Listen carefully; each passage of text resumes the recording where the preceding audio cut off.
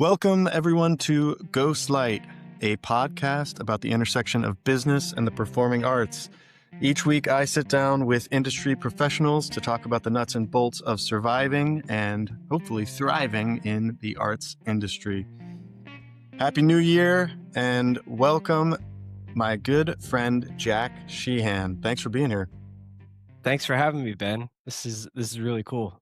I remember when this was like uh, an idea in the brain, and it's really cool to see it all come to life.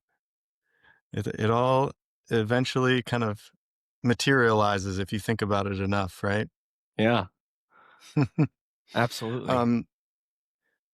Well, let's jump right on in and tell me, when you are meeting people for the first time, how do Uh-huh. you usually describe what you do?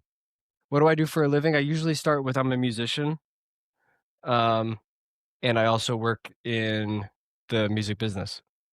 Okay, Yeah, so start with a musician because that's your core competency and passion. yeah, that's who I am at my core. I am Yeah, a I am a creative. Um, I'm an artist, and my vessel is music. Um, and then Um, I also work in the music business. and what do you do in the music business industry? What's your specialty?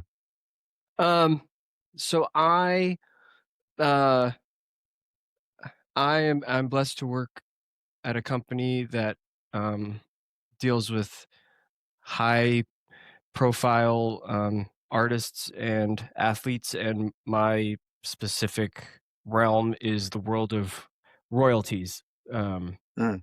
so uh, yeah, making sure that people get what they're owed on what they're owed, um, and facilitating the inbound and outbound royalty responsibilities um, that a lot of artists that we deal with are responsible for.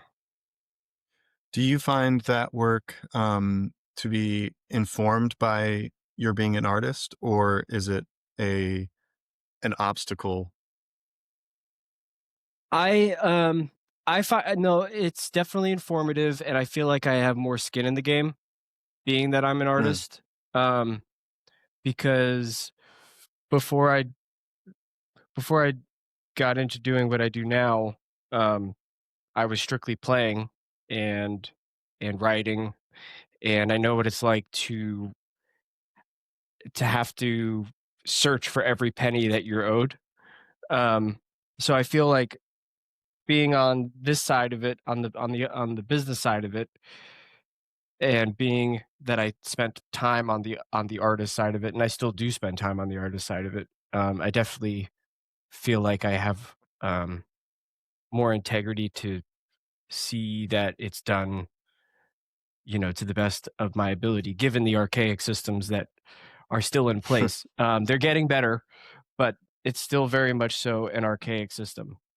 Um, Mm. a lot of the In what way? systems, well, for the most part, the the way that the copyright and master rights and the laws are written, they really haven't been. They've updated slowly as the streaming world has come about, but for all intents and purposes, it's very much so. Um, yeah, we're still calculating on a very analog system. Um, a lot of these laws were written like almost 100 years ago at this point, Mm. and what I have found that the music business, in particular, is they're not very motivated to change the way things have been. Um, but it is getting better. I mean, something like a mechanical royalty. The A mechanical royalty was is a royalty that's paid from a label to a publisher or a songwriter Mhm. for the literal mechanical um, uh, duplication of said master track. So, like, for every unit that is created of a release, or it's not so much applicable in the digital world, although there are such things as digital mechanical royalties. Um, for every literal fabrication of a unit, a royalty is supposed to be paid. And even just tracking that, when you're dealing with when you're dealing with the streaming world and the digital world, what I have found is that unless unless you're vigilant, a lot of money can fall through the cracks. Hmm. So that's where somebody like I can step in and have an eye on it, and put a finger on it, um and kind of, you know use track the systems as best as I can, given So, the so am I archaicness. understanding correctly that part of your job is to find when um, creative IP is being used and royalties are not being collected, and then to make sure that the royalties are collected for that Correct. IP? Okay. Yeah, it doesn't happen. um with where I find myself working, it doesn't happen as much, but it definitely does happen. I would say that I don't deal with many indies, but for a lot of bigger indies who don't have a lot of manpower behind them, it probably is happening a lot more, um, regularly than when you have somebody like I don't know, RCA or Universal behind you. But Mm. even still, um, it happens, and I've definitely had my fair share of being like, "Hey, where is this?" This was released 20 years ago, and somehow we're just now finding that it's never been collected on. And but Oh, they're wow. um, and sometimes that can, you know, that can result in very little, or it can result in a lot, depending Mm. on just who you're dealing with. You know what I mean? Yeah, yeah, absolutely.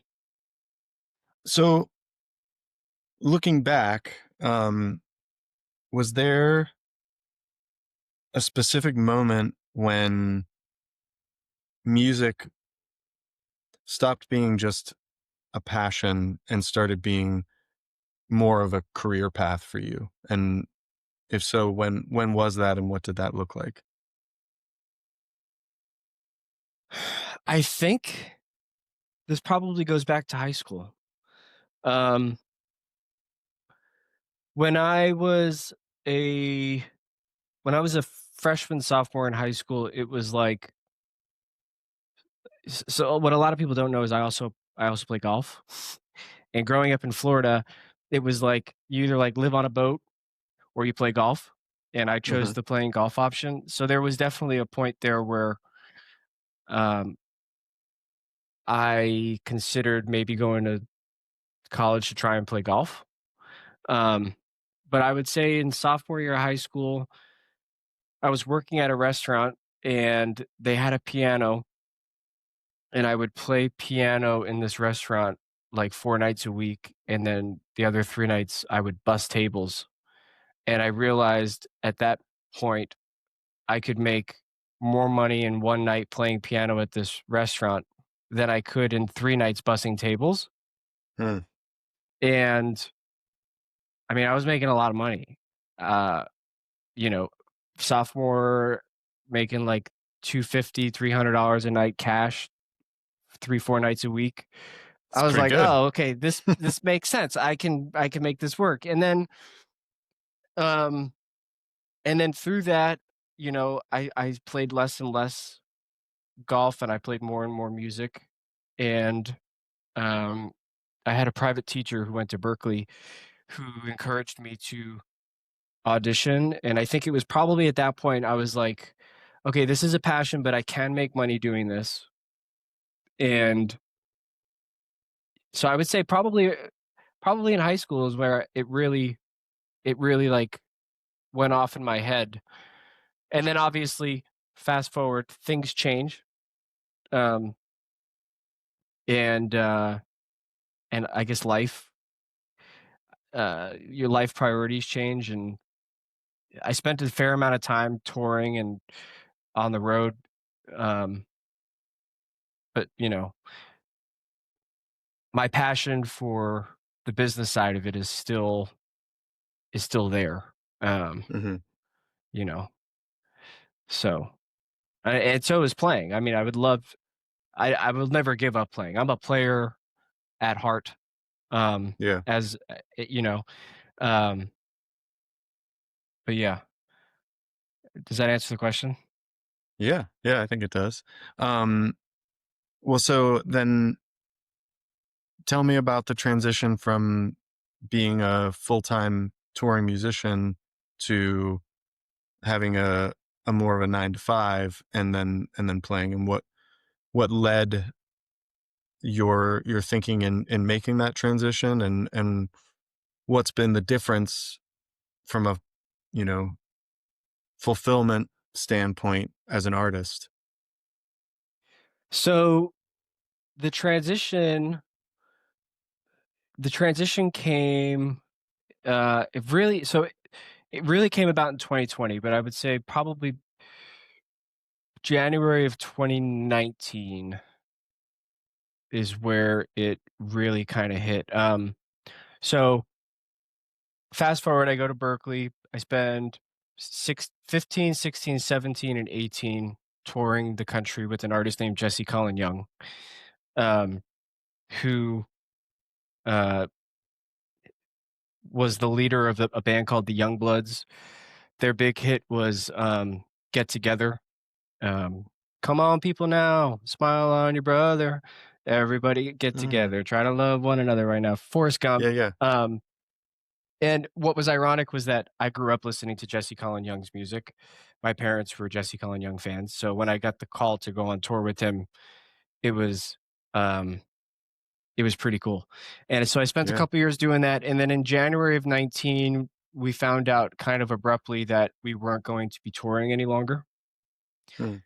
And at that time, I had just recently moved to Charlottesville from Boston, and was kind of like, "Oh my god, what am I gonna do?" I was in a new place. Granted, Charlottesville has a great music scene, but, it was, it was different, and I realized that, "Oh, I gotta figure out something to do," and Charlottesville is also, you know, uh, kind of in the shadows of a very much so large player in the music entertainment industry, with red light management being there, and Music Today, one of, like, if not the largest merchandise fulfillment centers of all Mm. the majors, is in Crozet. So I started looking, and I got hooked up with a guy named John Spagnola, who was the CFO of Ineffable Music Group, based out of uh, they were based out of Los Angeles, Los Angeles, and so he kind of took me under his wing and showed me the ropes of, like, the back end of how the music business works, and um, quickly saw that, like, I was kind of outgrowing and wanted more. Um, And so he hooked me up with my now company and my now venture, and which is a company named Cal Financial, and they're also in Charlottesville. And and I think it was at that point, that when there was just a little bit more stability, when it wasn't like I found a passion for bringing my artistry into my business mindset, and Mhm. and then also having the stability, and finding that there was a lot of growth to be had, and, like, I had a like, my little niche department, um, and, because I never saw myself working a 9 to 5. I mean, Mhm.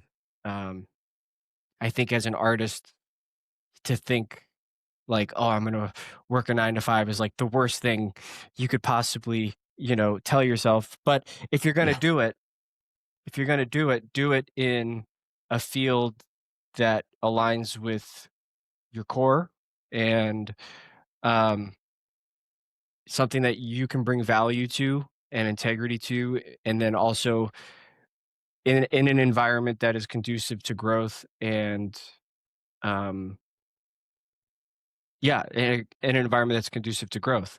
And it's Uh, well, the nice thing about it is, like I said, like I'm in my own little world with what I do. Um, but yeah, I would say 2019, 2020 is where that like transition really took place. okay. Uh, And what brought you to Charlottesville? Why did you make the move from so Boston to random, Charlottesville? so random. I had a roommate in college that was from Charlottesville, and I was getting out of a relationship, and I needed to leave Boston. I was paying rent, a lot of rent, on a place that I was never at because at the time I was touring all the time. So I'd be gone for a Mm, month, home for 3 days, gone for 6 weeks, home for a week. And I was just paying money on a place I wasn't at, and I was just ready to get out of Boston. A lot of my friends that I went to school with, the natural kind of movement after Berkeley was either like LA or New York. mhm, And I had no desire to move to LA. And um, the move to New York was just not something that aligned with that was where I was gonna go, but it just something didn't sit right inside. mm. So an old roommate was like, "Hey, why don't you move to Charlottesville, Virginia?" And I was like, "Virginia is like redneck city. Why would I ever move to Virginia?" Because being from Long Island, like anything south of basically like Newark Airport is the South. Um, so I had never been to Charlottesville. I'd never been to Virginia, and I signed a lease sight unseen, and I moved to Charlottesville. Um, Quickly learned that it wasn't much cheaper than Boston, and yeah, it was really just it was a phone call decision to move. Wow. Yeah, and who would have That thought that all of this would come of it? well, yeah, that is kind of crazy, right? You're at Berkeley, and then Charlottesville kind of comes out of left field, and here you are now. Hey, you've been in Virginia for how many years? I moved here August of 2018. I actually Wow. moved to Charlottesville. I was driving my car.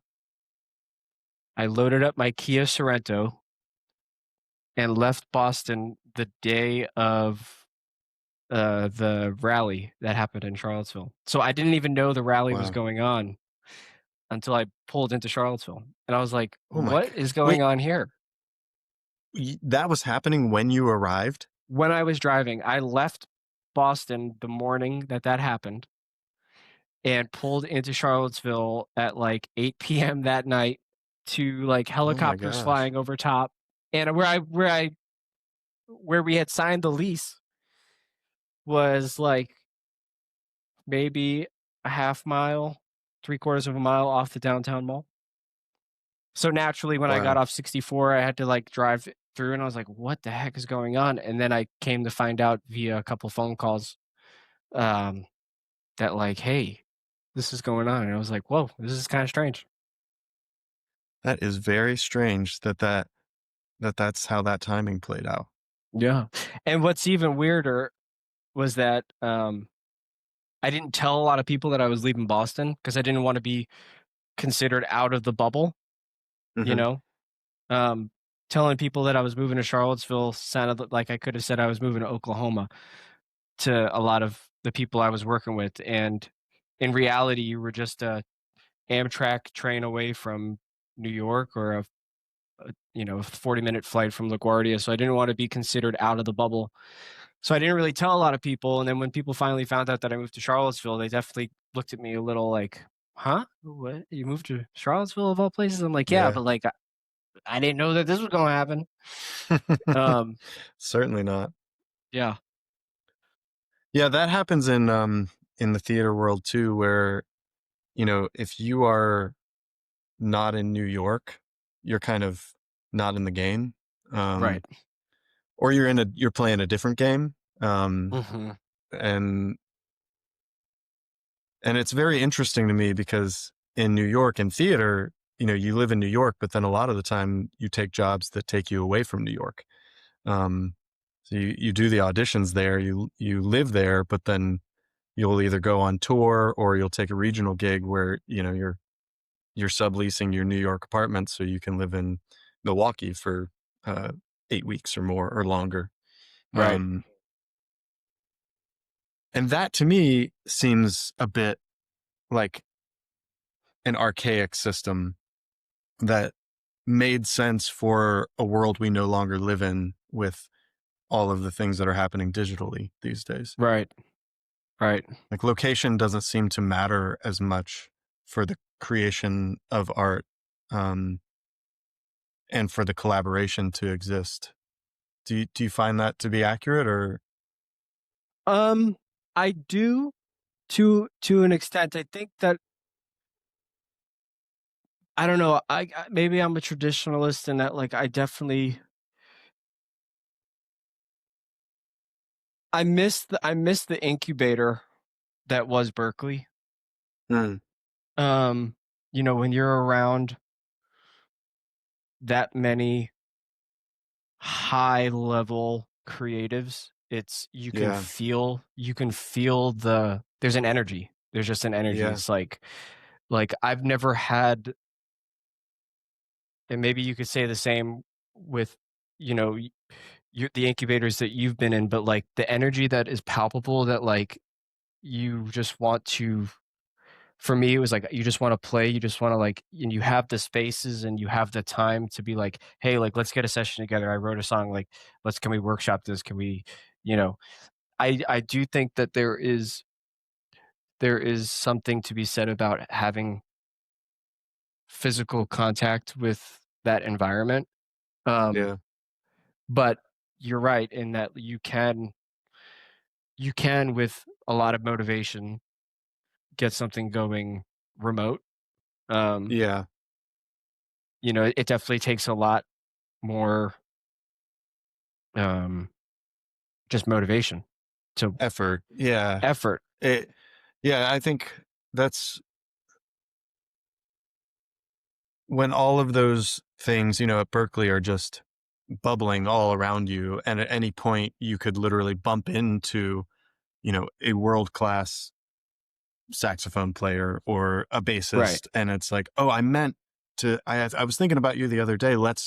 You know, and you may not have made that connection if you weren't in line at Starbucks and Correct. running into them. Um, so it's just kind of like more of a tinderbox that's just waiting for the right things to bump into one another. Yeah.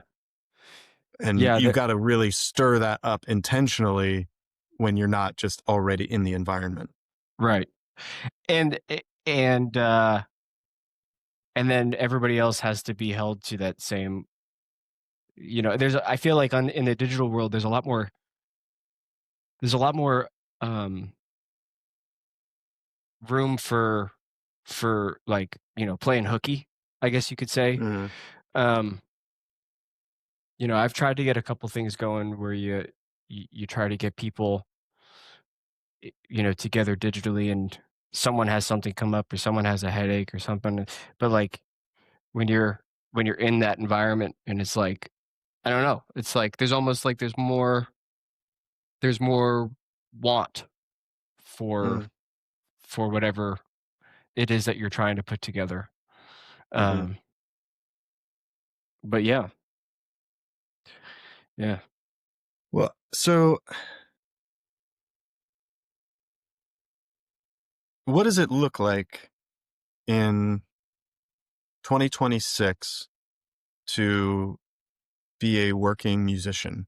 Like practically day in, day out, um, full-time musician. What are some of the manifestations of that where you're actually making a legitimate, a legitimate salary. Let's say somewhere in the median, right? Like 50K. Touring, Yeah. That's what I was going to say. I wasn't sure if that's still the touring. case in 2026. Yeah, I mean, unless you are, unless you have a sweet, sweet deal and you're selling a lot of physical units Hmm. of records that people want to buy, you're going to make the majority of your money touring. Um, there are artists that get into the content world, and um, but like if we're just talking about like I'm a band and I want to make money, or I'm an artist and I want to make money, You got to go play there shows. you got to go play shows. Okay. Um, the flip side to that is you own all of your masters, you own all of your publishing, you have really sweet admin deals where they're only taking 10, 15, 20%, and your catalog um can sustain and bring in a lot of money on a monthly basis. Yeah.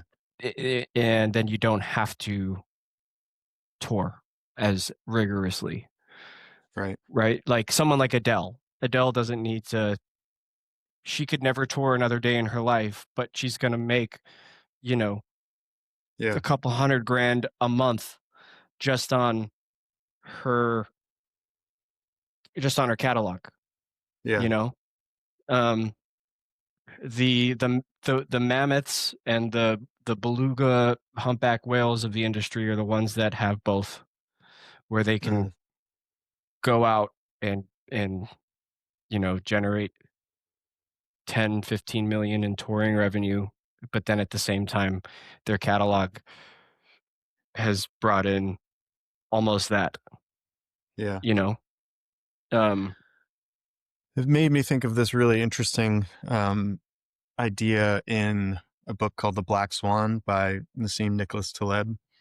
And he talks about, uh, back in the day, the Italian operatic singer in one city wasn't threatened by the even more talented operatic singer in the other city because these markets were separated.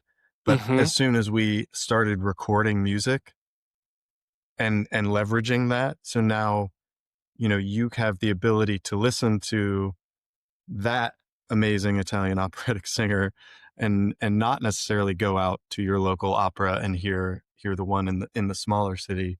And just how that kind of leverage really changed the game, uh, in that, like, why would I go out and listen to my local artists when I've got Spotify and I can listen to Adele? Right, Um, right.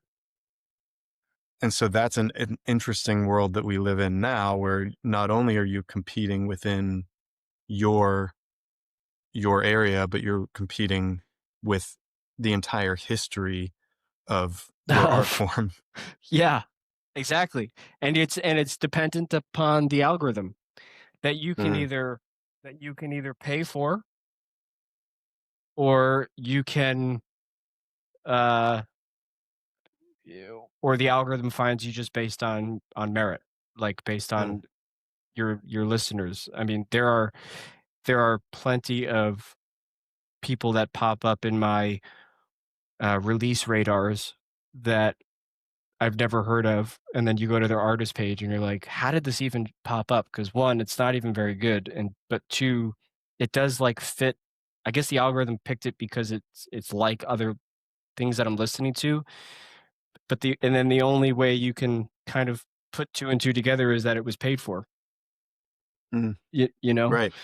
Yep. um, this pay to play environment that we're in can be beneficial for finding new artists that are worthy of it, you know, that are Yeah. worthy of the listen. But it's also can be a little dangerous because then now you have this injection of AI. I mean, we were just together last weekend, and our good friend Patrick was showing us his new favorite song that showed up in one of his algorithm uh, playlists, and I was like, Patrick, that's an AI artist, and he was heartbroken. I was like, he was like, but it showed up in my thing. You know, it sounds like some of these other artists. I'm like, but it's AI. It's an AI generated song. So my theory is that with the with all of this AI generated quote unquote art, that it's actually going to force us more into um, the way things used to be. I think our hunger for something genuine and real will, because we're going to be inundated with so much junk. We already are, I think, through these algorithms that are trying to feed us the things and keep us engaging with the platform. mhm. And so what that does is it drives kind of the lowest common denominator to us. And so I wonder if maybe what will happen is we will reject it at some point, and now the independent, small, but real arts that are being created, which we can only kind of know if we're experiencing it temporally, right? In real time, we're seeing someone who Right. can play the saxophone like Jack Sheehan can play the saxophone.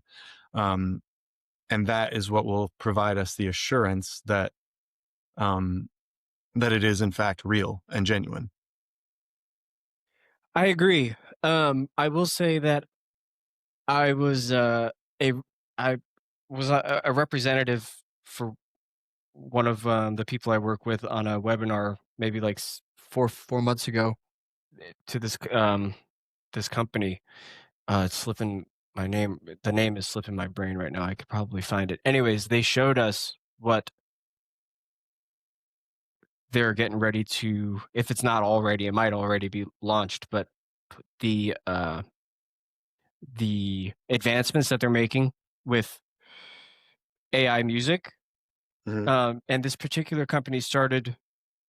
Um, they first started with just AI voice generated, text to speech kind of thing. But they quickly moved into the AI music world, and I will say that some of the stuff that was shown to us in this webinar, you would have never have known. You know, Mm, right now you can kind of guess when it's AI generated music specifically because you hear like they're getting better about removing the gurgle in the voice mm-hmm. and putting natural breaths in for phrasing purposes and whatnot. But some of the stuff that we heard on this webinar specifically, you would have never have known. And Mm, I have I pride myself in my ears. I have really, really, really, really good ears. yeah. Um, and I left the call and I went to Constance. I was like, "You have no idea what I just heard. Like, if this is the direction that it's going, people won't be able to discern what is real and what's not, like you can right now. Like right now, you still Well, can. okay. So what should we do? I mean, is that okay, or should we I don't be think doing it's stuff okay. to stop it? Well, I think the only way that, well, I don't know what the end all be all is. I do know that right now the AI world, you want to be a cowboy, go into the AI world. It's the wild, wild west. Mm, Regulation is almost non-existent. yeah. Um, you know, uh, should it be regulated? I do think it should be regulated. The one question I have being on this side of it is royalties are going to get paid. Now, who are they getting paid to? Where do they get paid? Do they get paid to the the AI company that creates the AI music? Does it Right. get paid to the 12-year-old sitting in their room who's generating really good AI music using Yeah. a software as a service type of platform. Um, that's that's my big question on it. Hmm. Because as a real artist, as a real creative, we've already been getting the short end of the stick in terms of payment for the art that we create. Um, Yeah. but then to be, you know, kind of competing with fake stuff that people can't discern is fake, bumping it up in the algorithm, it's like, what happens to, you know what I mean? Like, Yeah. it's kind of like, that's my big question with it all. So I do think there needs to be some sort of regulation. I also do think that the DSPs, like the Spotify's and the Apple Music is pretty good about it. Spotify is atrocious at it. Um, it needs to have some monitoring, some level of verification as to whether or not you are a real artist. I mean, shit, you can't get paid, to call even when you call, like, I don't know, Xfinity or Columbia Gas or something. They require like a picture of your passport. They want your social security, like, to verify that you're a real person. There should be Yeah. some level of that when it comes to putting art out on these platforms, that is the responsibility of the of the service, of the Spotify, of the title, of the Apple Music, to verify. Um, so I do think there will be a craving, so long as people know what they want and what they're craving. If they don't know that they're listening to fake stuff, they might not be yearning as much for the real. Yeah. Do you use any AI tools? I've dabbled with chat. I will say my other half uses chat like no tomorrow, and she's really good at it. I see the benefit of it, um, of chat in particular. I don't use any AI tools as of current in my professional in my I mean, I use tools, but they're not AI tools. There is space, and there is a yearning for, on certain levels, for there to be an AI tool in what I Yeah. do during the week. But um, other than chat, I don't. I have my reservations about AI, um, and just the environmental impact that Mm. a lot of these um, data centers and stuff, especially here in Virginia, Yeah. um, and in a beautiful place like we live in Stanton in the mountains. I mean, this is just prime real estate for data center city to move in, and so I tend to stay away from it, but I do see the impact and the benefit of using it, because I have used it before. My frustration with it is like it it feels like I don't have a choice. Like if I don't use it, I'm gonna get, just beat to the punch by somebody who is using it. And so I Hmm. almost feel like I'm forced to start to learn it and integrate it so that I don't fall behind. That makes sense. That makes sense, especially as an entrepreneur, like Yeah. you are, um, and you have your hands in multiple different buckets. Uh, it makes sense from that that I mean, that there are so many people that are using it. And how many ads do you see of, like, just use this AI and you can make $100,000 a minute, and you know Yeah. Yeah. Yeah. There's all those, I did this with 7 AI tools and now I'm earning, whatever. X And mil, I yeah, don't buy those at all. But right. but I do. So the way that it kind of works for me is it helps to augment um the things that I'm not very good at. It Hmm. offsets my incompetencies, um, and helps me have an edge on understanding things that I don't already have a good sense of. Mm. Um, like I'll do you mentioned signing a lease. So like I have leases that the businesses operate under, and so it will speed up my ability to, like, I'll upload the lease and then I'll ask questions about the lease, and it will go through and find it. So I don't have to reread the whole lease. Yeah. But it will, and it will point me to where I can go and verify. I try to always trust but verify with any kind of AI tool. Yeah. Yeah, because there have been, I have my own experience with doing something similar and then, it doing it wrong. It's definitely the wild, wild west, the AI thing, and it is coming. I mean, it's already here, and, um, it's like get on the train or watch the train go by a little bit. Yeah. Um, it's just interesting that it is seemingly being, ramrodded down our throats. Yeah. Um, Yeah. especially especially uh as creatives, because what they don't tell you is that, hey, if you're going to be a creative, if you're going to be an artist, you are your own business. um and that's something that I feel like hits a lot of people later on, into the journey. um and now here comes AI that is a benefit and a threat. So it's like use it or lose it, or don't use it, and somebody else is going to do it. It's better or more efficiently. It's wild, man.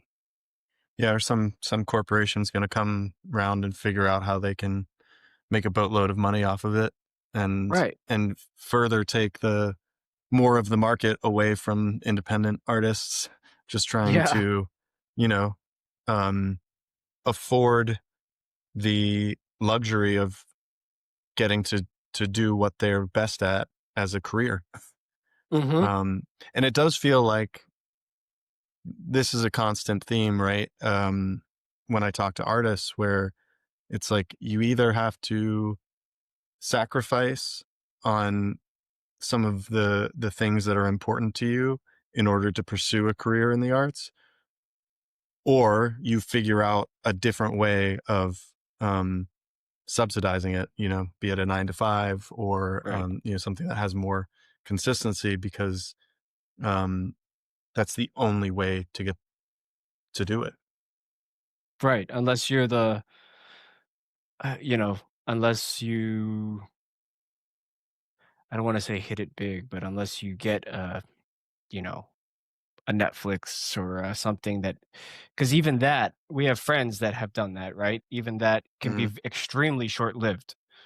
Yeah. Um, you know, and I feel like a lot of our friends are starting to come to the realization of not that their passion is dying for the what they do. I think the passion is there tenfold. It's the constant grind. It's the 3 weeks here to work 60 hours to put this thing on, to then have to change up my health insurance to go to this state, and then, Yeah. oh, when it comes time to do taxes, it's like a double-edged sword, because like the goal would be to like buy a house, but I have all these expenses, so therefore I'm driving down my income. And then when I go to apply for a loan, the bank is like, you netted negative, and it's like, well, I had all these expenses. I'm trying to might drive my liability down, but now you're telling me I can't buy a house. And I feel like that on repeat. And what I'm hearing from a lot of friends is like, this is tiring. Hmm. This is tiring, and you know, it's a lot to, it's a lot of effort, and it's a lot of love for what seems like a system that doesn't necessarily have your back, Hmm. um, without having some sort of subsidy. Yeah. Um, you know, so I mean, you and Lauren, I feel like are a beacon for a lot of the actors that that people look up to you and Lauren for what you guys have been able to do. I know Constance and I have, and do, because you guys are doing it the right way. Mm. You can have the creative outlet, um, but then also subsidize it with some real income. Mhm. You know. Thank you. That's very kind of you to say. You know, there has been for me, I'm interested to hear what your experience has been with this, but like approaching entrepreneurship, business with the artist's brain, right? With the creative, Hmm. and starting to see the building of businesses and the management and running of businesses as a creative process. Um, Mm. that's been an outlet for my creativity. There's a creative process behind the business side of things. It's different, but I do feel like my artist background has informed my entrepreneurship and my business mind. And I was curious if you consider sort of your creativity and creative process as an asset to what you do on the business side of things, or how those interplay with one another. Yes, they do.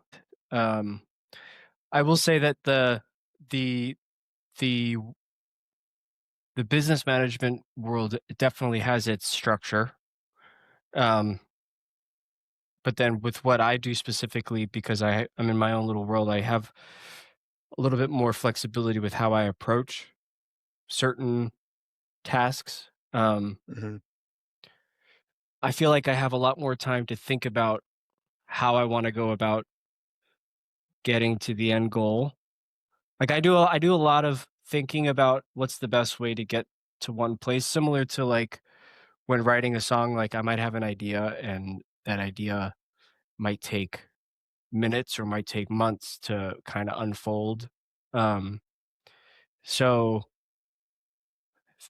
basically like I know where I am, I know where I want to go, how to get there, Mm. that journey, um,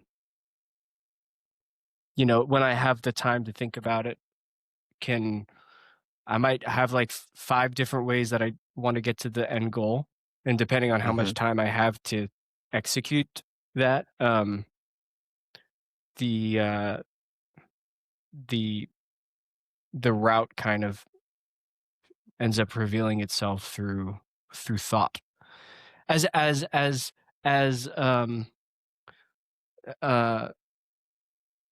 what's the word?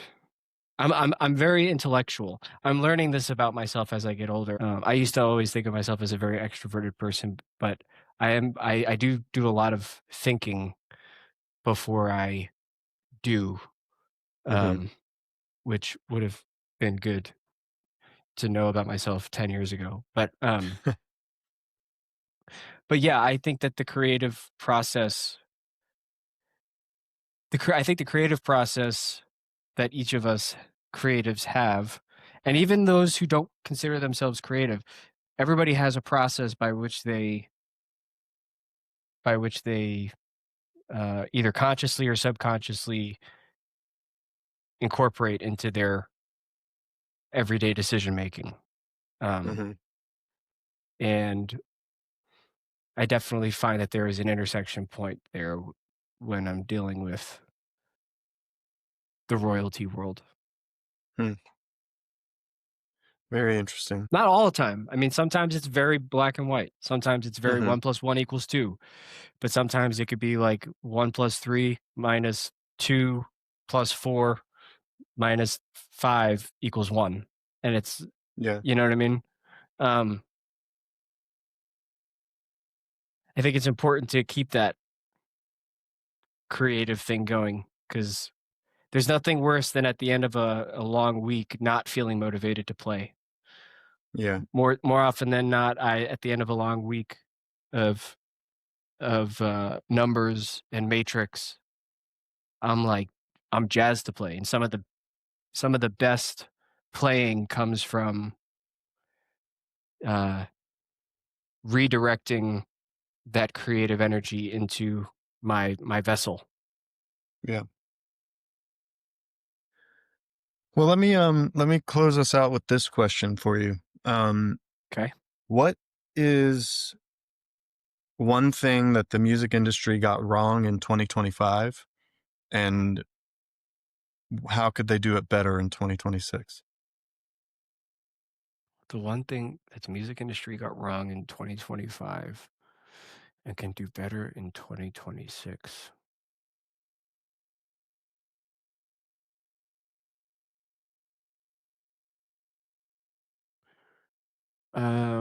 Recognizing that the artist really does have more power than you think. Um, I was witness to a lot of negotiation this past year um, with the sale of certain intellectual properties. Hmm. Um, large large sales of large amounts of intellectual property, primarily to like private equity, Hmm. um, and as much power as the private equity world has when you're dealing with a 10x factor in terms of an asset. At Hmm. the end of the day, the artist that may um, be open to selling their intellectual property, their catalog, um, has a lot more leveraging power than you would think, especially over these private equity companies that are in the business of making the purchase happen. Yeah. Um, I think in 2026, one thing that we might see more of is um, the sale of catalogs. Um, Yeah. as a lot of these monumental revolutionary artists grow older, like your Stevies. Um, Hmm. and I mean, um, we just saw, uh, oh gosh, Bob Dylan, like 2 years ago, sell his catalog. Um, the I think we're going to see a lot more sales of catalogs for artists like that, and um, I think that we'll see that they're going to the numbers that people are going to get for the sales of their catalogs are going to be numbers that they definitely would have never have dreamed of. But Yeah. then are also going to be shocking to us on the when we're learning about like, oh, X artist sold their catalog for X amount to BlackRock. you know, that one that there is that kind of money to be had for intellectual property, um, and that there's a lot of leveraging power on the artist side. Um, Yeah. Yeah. I think it's safe to say that a lot of the times artists don't value their creativity as much as it can or should be, and right, um and it's incredible to think about how uh this you think about Star Wars and it being sold to Disney and what it was worth when they bought it, and the reason that it was such a big price tag is that they saw the value that they could make with it, and correct. and I'm sure that it's now more valuable today than it was when they bought it. And so I think often we tend to look at it as like a fixed thing, right? Hmm. It exists now and not necessarily what it will expand and include, moving forward and Correct. having that to build upon. Um, so Yeah. So I think, Intellectual property, intellectual property is a lot like real property. I mean, Mhm. you buy a house, the house is going to continue to grow in value. And Yep. when you are somebody, when you are an artist that has hit a certain level, when you are timeless, Mhm. um, the I think it can be hard to believe that your repertoire can be purchased for that amount of money, and oftentimes it should be purchased at a higher amount. Um, but from the purchaser standpoint, they're looking at it like a okay 10, 15x factor over X amount of years, and it's a lot like you said, like with Star Wars. Star Wars is probably worth 8, 9, 10x what it actually was purchased for. Only Right. what? Like within the last Nope. decade, Yeah, absolutely. Yeah. you know? Yeah, it's crazy. So, yeah. Yeah, we need to recognize that it's very similar to the painter making a painting. You've now made this thing that now exists outside of you and is leveraged and, can Mhm. be bought and sold an infinite amount of times. Right. And maybe it will be, maybe it won't. Not everything is going to be a Picasso, but Right. we do have the capability of creating something like that. And we get to assign the value um, of what we think it's worth to the world. Yeah. That's the power. The power is in our hands. Yeah. And we often, I think, are willing to part with it for very little, which, economically is going to keep the price low. Right. When we say it's only worth X and we go and do that, then that's the market rate. Mhm. Prime example is, what was it? It was a banana? Wasn't there like a banana that sold at auction for Right. like how it's right? Yeah. Yeah. That's I a prime mean, example. that is absolutely.